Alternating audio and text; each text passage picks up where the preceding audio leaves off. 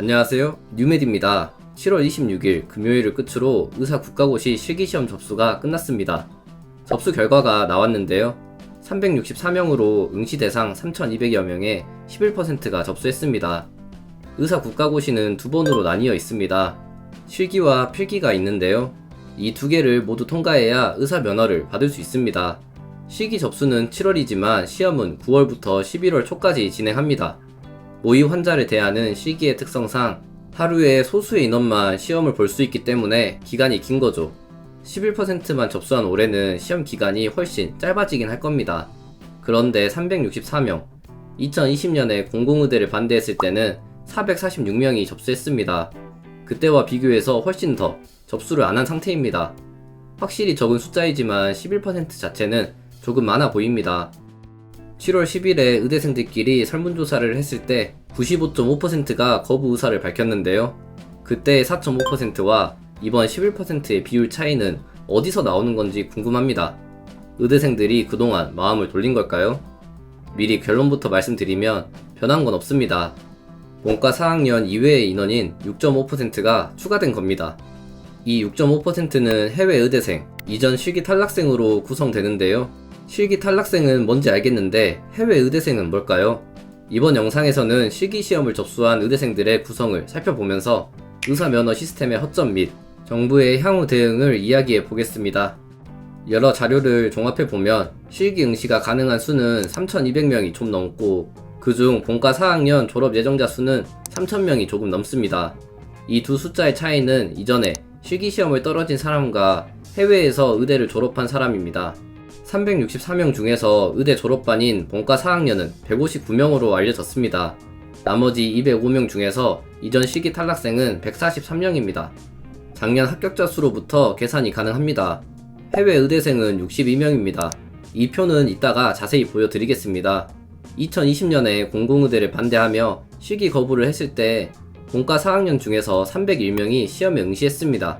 거의 반토막이 난 거죠. 훨씬 더 강경한 모습을 보이고 있습니다. 좀 더 자세히 보면 본과 4학년에서도 다시 나눌 수 있습니다. 이 중 군입학생들이 있는데요. 정확한 숫자는 찾을 수 없었지만 한 해에 12명에서 20명 사이이죠. 따라서 일반적인 의대생들은 140명이 조금 넘지 않을까 유추해 볼 수 있습니다.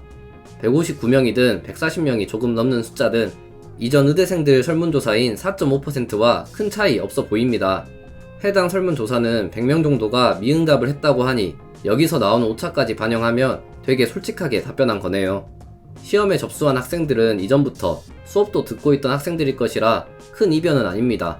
어디 노조도 아니고 학생들이 자유의사로 결정한 건데 이 정도면 대부분이 거부한 거라고 볼 수 있겠죠.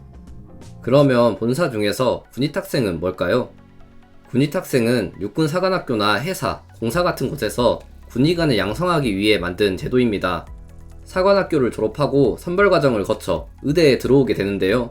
서울대나 연대 등 서울권의 의대로 가게 됩니다. 재학하는 동안 학비는 없고 월급도 나옵니다. 장교 신분이기 때문에 그런데요.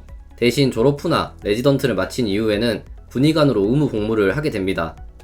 개인의 생각이 어떻든 군인 신분이기 때문에 학교 수업을 거부하기 힘들고 시험도 거부하기 힘든 거죠. 그래서 조금 예외로 봐야 하지 않나 생각을 합니다. 그런데 이번 일과는 별개로 군의탁 제도에 대한 비판 의견이 좀 있습니다. 개개인은 다들 훌륭하지만 시스템에 대한 비판인데요. 위탁 교육으로 군의관이 되면 의무 복무 기간이 있습니다. 이 기간이 지나면 전역이 가능하고 사회에서 의사의 삶을 살 수 있죠. 이것까지는 문제다 아니다 논란이 있지만 확실하게 문제가 된 부분이 있습니다. 의무 복무 기한을 마치기 전에 조기 전역하는 사례가 있었죠. 의사 면허를 따고 음주운전이나 심신미약으로 군대를 벗어나서 의사의 삶을 사는 겁니다. 사실 이게 지금도 발의된 공공의대나 지역의사제의 적나라한 단점입니다. 공공의대가 생기더라도 같은 방법으로 지역에서 의무 복무를 회피할 수 있습니다. 엄격한 제도를 만들면 되지 않냐고요? 의무 복무 자체가 헌법에서 자유와 관련된 원칙들을 상당수 위배하고 있습니다. 때문에 위헌의 소지가 있어서 규칙을 마냥 엄격하게 세우기가 불가능합니다. 북한이면 되겠지만 대한민국은 자유민주주의 국가니까요. 공공의대 무료 학비, 이거 다 세금인데 허공으로 날아가는 거죠. 물론 10년이라는 지역 복무 기한도 너무 짧기도 하고요. 다음으로 해외 의대생을 봐볼까요? 생소하신 분들이 많을 겁니다. 보건복지부가 정한 해외 의대를 졸업한 경우 우리나라 의사 국가고시 시험 자격을 줍니다.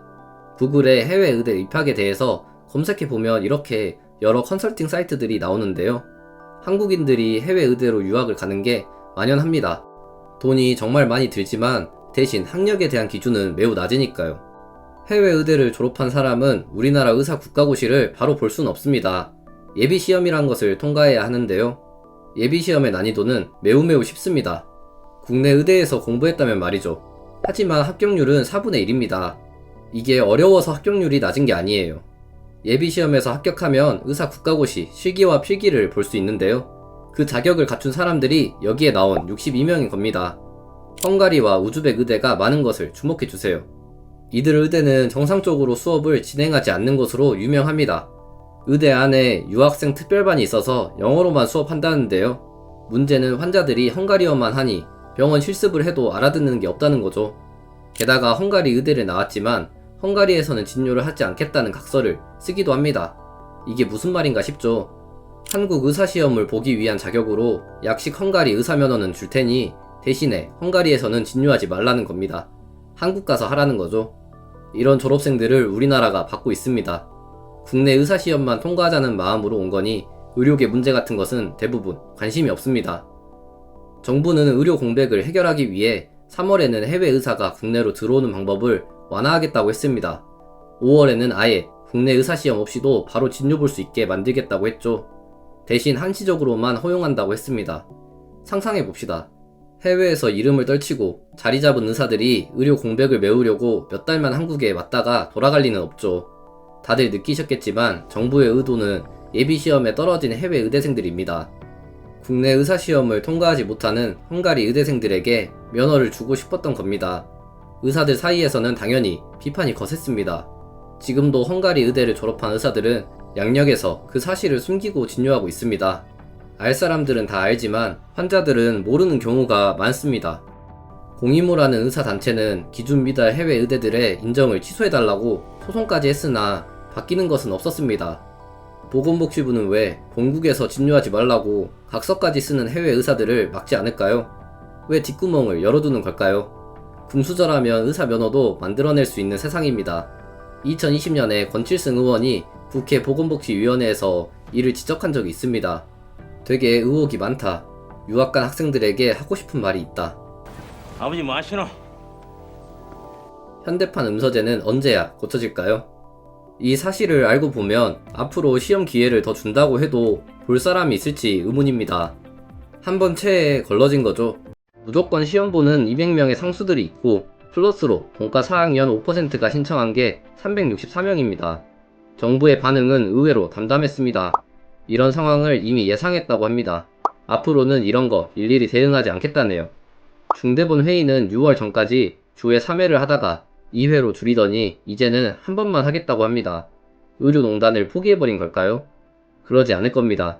무슨 이유에서 허세를 부리는 건지 모르겠지만 다 전략적으로 행동하는 겁니다.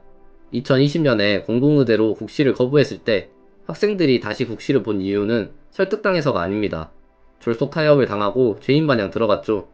추가 시험에 특권을 주지 말라고 청원도 올라왔습니다. 이번에도 조심해야 합니다. 행동하는 쪽은 학생과 전공이지만 마이크를 계속 다른 집단에서 쥐려고 합니다. 정부가 일일이 대응을 않겠다는데 의료계가 일일이 대응할 필요가 있을까요? 의약 분업을 시행한 뒤 의료비가 폭증했고 MRI 급여화를 시행하고 의료비가 폭증했습니다. 모두 의료계가 반대한 법안들입니다. 이번 정부의 법안도 시간이 지나면 실체가 드러나겠죠. 하지만 미래에 돌이킬 수 없게 되기 전에 어떻게든 바꾸려고 시도해보고 있는 겁니다. 기다리다 보면 악법을 뒤집을 수 있는 기회가 올 겁니다. 지금까지 의대생들의 국가고시 거부와 의사면허 이면에 숨겨진 문제점들에 대해 다뤘습니다. 구독과 좋아요 눌러주시면 큰 힘이 됩니다. 구독자분들의 후원도 항상 감사합니다. 이만 의료 비상사태 11편을 마치고 저는 다음 영상으로 찾아뵙겠습니다. 항상 건강하시고요. 지금까지 뉴메디였습니다.